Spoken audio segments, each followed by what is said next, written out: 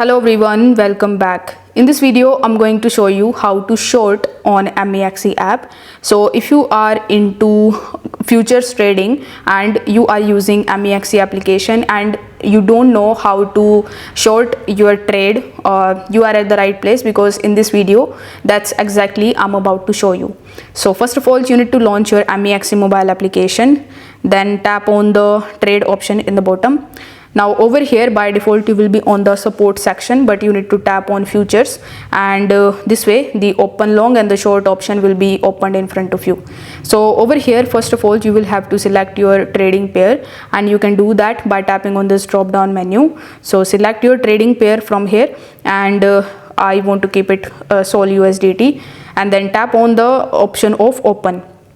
So over here you need to simply enter your amount that you want to use in this particular trade, and over here you need to select the pricing as well.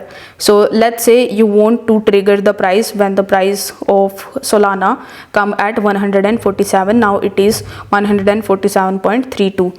Then you need to enter the amount like so, and from here you need to tap on the open short option.